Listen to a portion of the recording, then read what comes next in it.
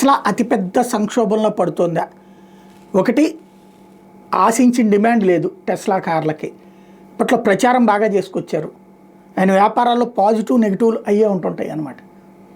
ఓ పక్కన డిమాండ్ పెరుగుతోందన్న ప్రచారం mouth publicity చేసుకొచ్చారు. కానీ ఇప్పుడు టెస్లా కార్ల మీద దాడులు, టెస్లా సర్వీస్ సెంటర్ల మీద దాడులు, టెస్లాకి సంబంధించినటువంటిది ఎక్కడైనా షోరూమ్ల మీదనే దాడులు చేస్తామని చెప్పి కొంతమంది ప్రకటించడం, ఆల్రెడీ మొన్న జరిగినటువంటి పరిణామాలు, వాటన్నిటి మధ్యన ఇప్పుడు జరుగుతున్నటువంటి కీలకమైనటువంటి అంశం.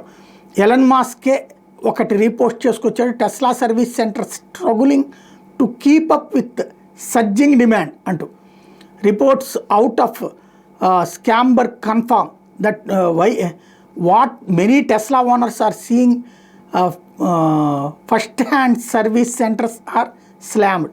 According to a Tesla employee on the ground, demand is so high they are barely keeping up. ఇది ఓ పక్కన టెస్లాకి ఇక జనాలు భయపడి కొనే పరిస్థితి లేదంటే లేదు అంటూ వాళ్ళ ఉద్యోగులు ప్రొజెక్ట్ చేసుకొస్తున్నారు. అబ్బాయి టెస్లాకి విపరీతమైన డిమాండ్ పెరిగింది, ట్రంప్ వచ్చాక ఇంకా పెరిగింది, ట్రంపే టెస్లా కొనేటప్పటికి ఇంకా పెరిగింది, దాన్ని మా వ్యతిరేక సంస్థలు తప్పుడు ప్రచారం చేస్తున్నాయి, ఆ డిమాండ్కి తగ్గటువంటి ఉత్పత్తి చేయగలిగిన స్థాయిలో మేము లేకపోతున్నాం అన్నటువంటి.